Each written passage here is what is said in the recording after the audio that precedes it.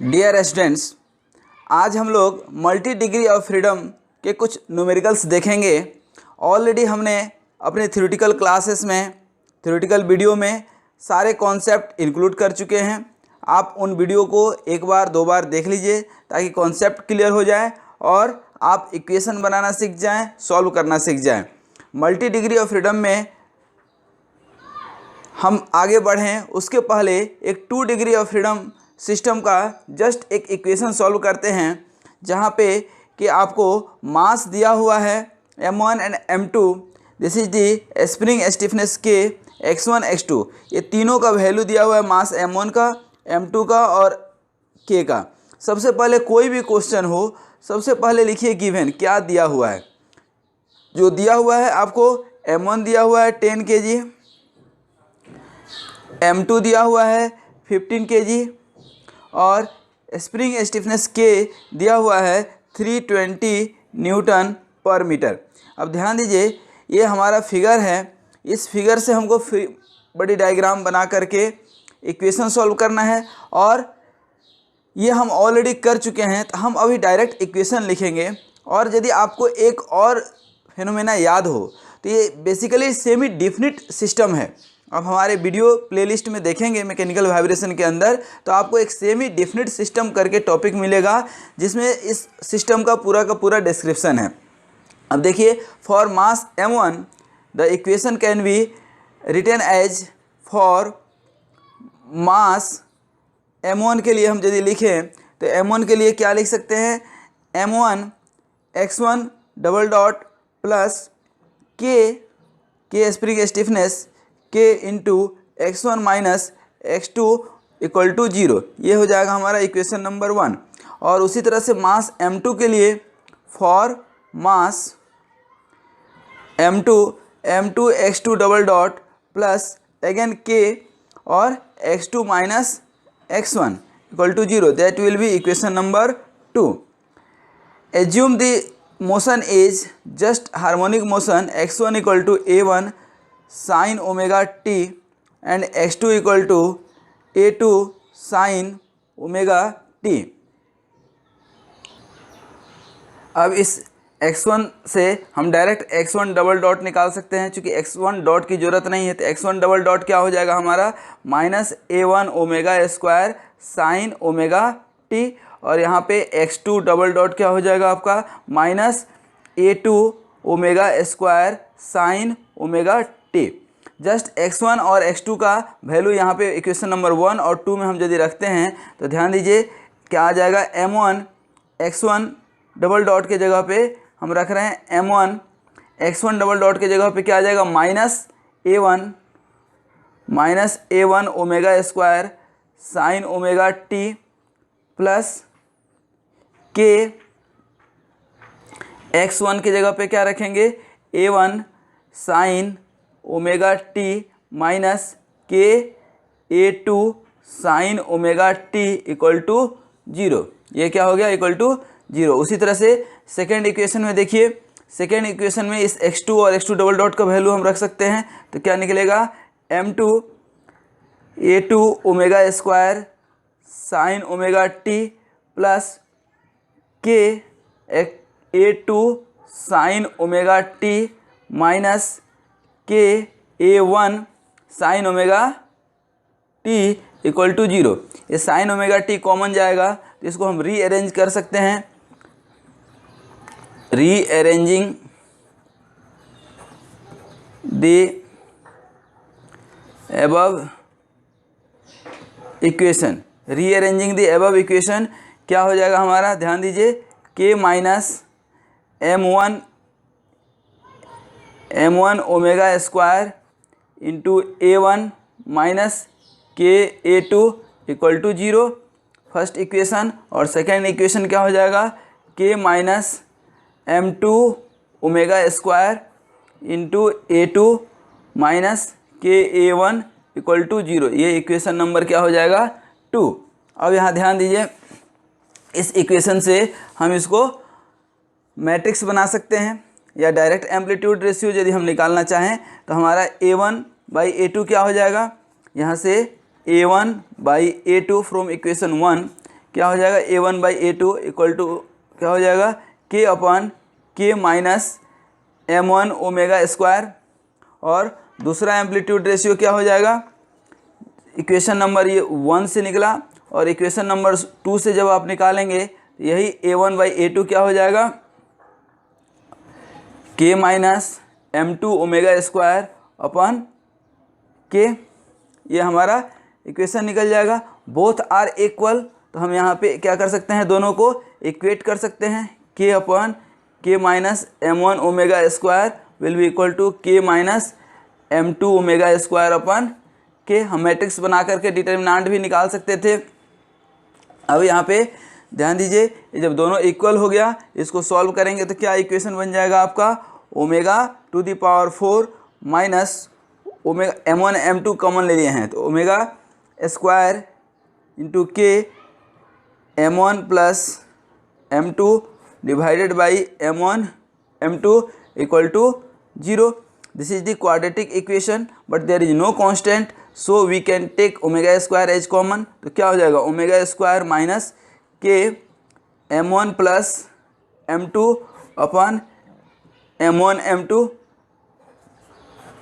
Equal to 0। तो अब क्या इक्वेशन हो जाएगा, पहला वैल्यू ओमेगा क्या हो जाएगा 0, या दूसरा omega square equal to K M1 plus M2 upon M1 M2। और एक तो वैल्यू यहाँ पे हो ही गया आपका फ्रीक्वेंसी का, दूसरा ओमेगा का वैल्यू क्या हो जाएगा, square root of K M1 plus M2 divided by M1 M2। अब यहाँ पे M1 का हर एक वैल्यू रख दीजिए, तो आपको ये K का और M1 M2 का वैल्यू यहाँ पे गिवन था। ध्यान दीजिए, ऑलरेडी ये वैल्यू M1 M2 और K का वैल्यू दिया हुआ है। इन तीनों का वैल्यू जब हम रखेंगे तो हमारा ओमेगा निकलेगा 7.3 रेडियन पर सेकेंड। जब ओमेगा एक वैल्यू आपका ओमेगा का निकल गया और दूसरा आपका ओमेगा 2 हम मान लेंगे first frequency and this is the second frequency. इससे जब हम निकालेंगे A1 और A2 का रेशियो, A1/A2 का रेशियो, तो पहला हमारा वैल्यू आ जाएगा 1 और दूसरे इक्वेशन में जब रखेंगे तो यही A1/ ये कब आ रहा है, जब हम ओमेगा 1 रख रहे हैं क्या 0, और यही A1/A2, यही जब हम A1/A2 हम रखेंगे value.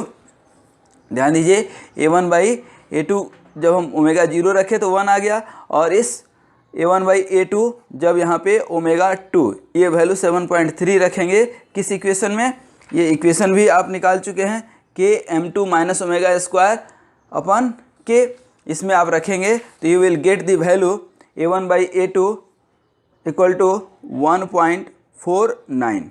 This is your final amplitude ratio at the first mode and second mode. This is the answer. Now see the second question. ये आपका एक रेल बॉगी है, ये आपका रेल बॉगी है जहाँ पे 3 मास है, equal mass, there are 3 equal mass. Its displacement is x1, x2 and x3. Spring stiffness तीनों का इक्वल है K और K। ऑलरेडी हम लोग मल्टी डिग्री ऑफ फ्रीडम में ये इक्वेशन डिराइव कर चुके हैं। अब एक न्यूमेरिकल देख लीजिए, the rail bogies are connected by 2 spring of stiffness का वैल्यू दिया हुआ है। तो सबसे पहले हमने आपको बताया था कि कोई भी क्वेश्चन हो सबसे पहले गिवन लिख लीजिए क्या क्या दिया है। तो K का वैल्यू आपको दिया है 40 × 10⁵ न्यूटन पर मीटर, यूनिट लिखना नहीं भूलिए। The mass of each boggy is 20 × 10⁻3, 20 × 10⁻3 kg, that means 20 quintal. Determine the frequency of vibration, determine the ये 20 × 10⁻3 that means 20 ton. Determine the frequency of vibration, that means कि आपको Fn निकालना है। Neglect friction between the wheels and red, ठीक है। अब इसका हम सबसे पहले इक्वेशन बना लें, ठीक है ना। Equation for mass this there will be 3 degree of freedom, that means there will be 3 equation. तो इक्वेशन पहला इक्वेशन क्या हो जाएगा हमारा, M X one double dot plus K X one minus X two equal to 0 पहले के लिए। दूसरा क्या हो जाएगा हमारा, M X two double dot plus K X two minus X one plus K X two minus x three equal to 0। Third equation क्या हो जाएगा हमारा, M X three double dot सिर्फ के बचा है plus K X three minus X two equal to 0। ये हमारा 3 equation निकल गया। अब इसमें एज्यूम कर लें, जैसे अभी हमने लास्ट इक्वेशन में A1 A2 A3 एम्पलीट्यूड के लिए निकाला था, उसी तरह यहाँ भी हम एज्यूम कर लेंगे A1 sine omega T, x2 equal to A2 sine omega T और x3 क्या हो जाएगा, A3 साइन ओमेगा टी।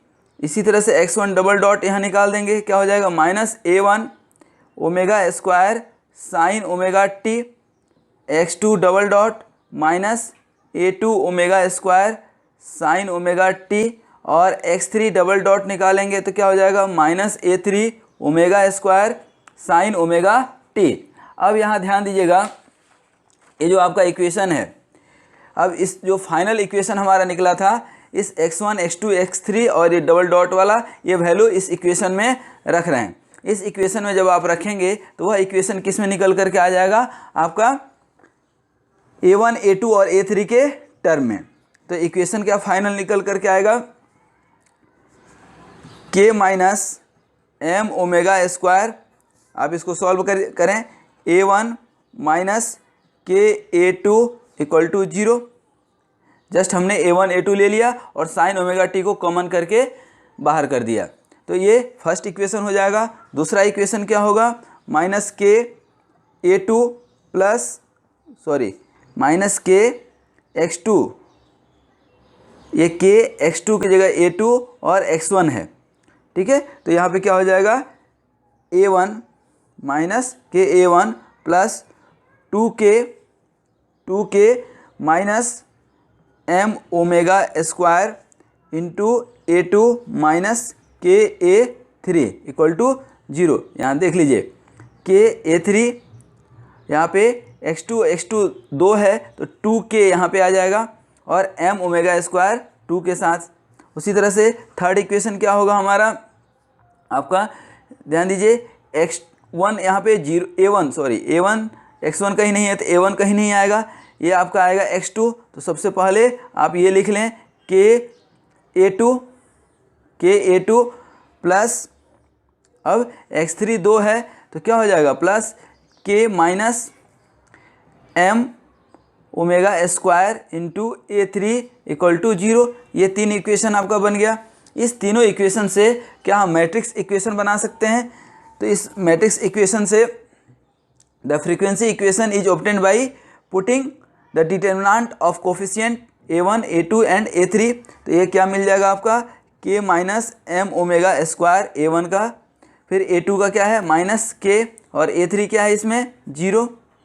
उसी तरह से सेकेंड इक्वेशन में A1 क्या है, ध्यान दीजिए, A1 माइनस k और A2 क्या है 2k minus M omega square, और फिर यहाँ पे A3 क्या है माइनस k। उसी तरह से यहाँ पे